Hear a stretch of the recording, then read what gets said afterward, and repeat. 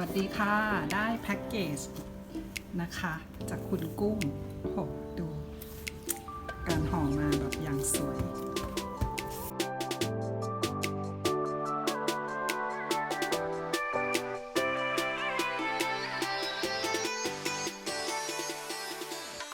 นี่นะคะซองแรก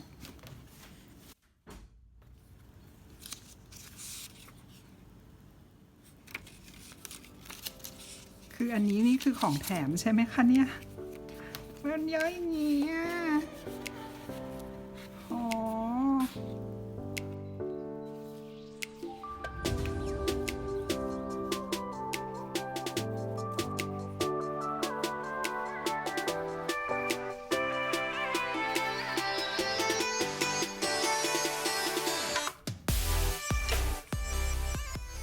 ที่เกิร์มันจะขึ้นมาบนนี้ไหมเนี่ย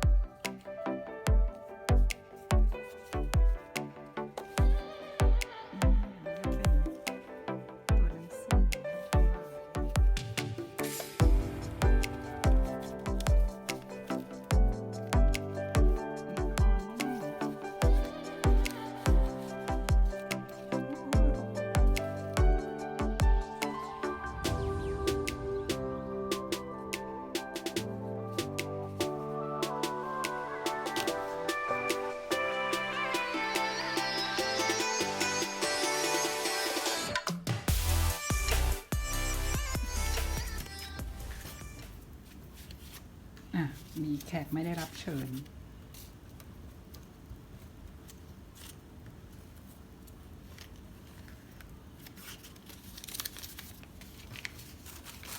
นี่คือยังไม่หมดนะคะ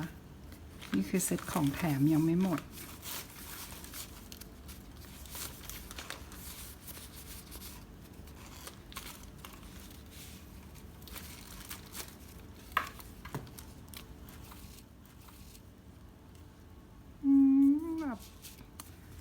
ตั้งใจมากอะ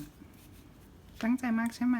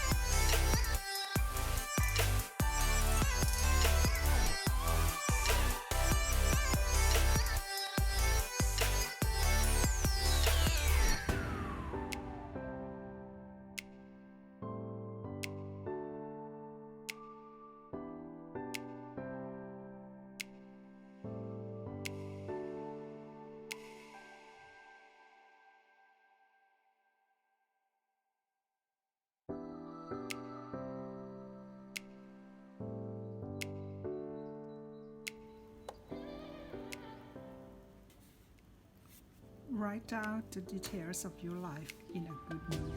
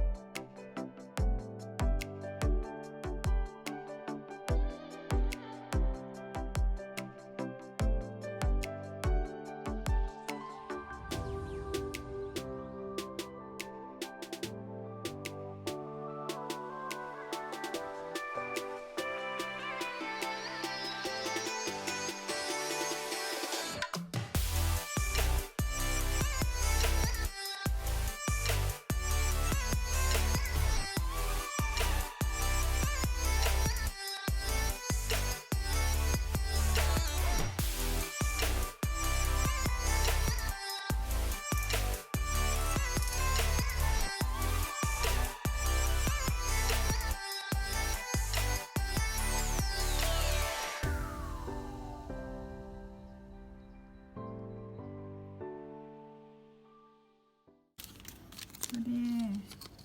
เป็นชามรูป traveler's notebook โอ้นี่มีแบบมีรายละเอียดด้วยนะคือแบบไม่ใช่ตันๆธรรมดานะเนี่ยมีแบบเป็นร่องเล่มโอ้ยนี่แบบเก็บกิ๊กนะคะเพราะว่าข้างหลังนี่มีแบบเป็นช่องยางเดี๋ยวแป๊บนึงนะนี่ไงความเหมือนนะมีแบบมีช่องอย่างนี้ด้วย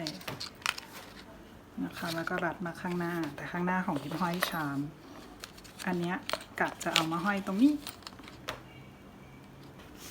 เดี๋ยวเราแกะแยกตัวนี้ออกก่อนนะคะเพราะว่าอันเนี้ยมันไม่ค่อยแข็งแรงเท่าไหร่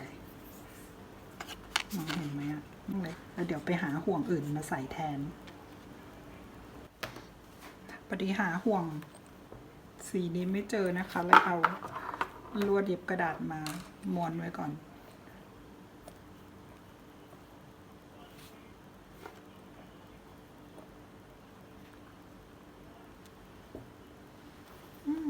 อยู่อย่างนี้ไม่สวยนะเดี๋ยวเอามาห้อยข้างหน้าแทนดีกว่า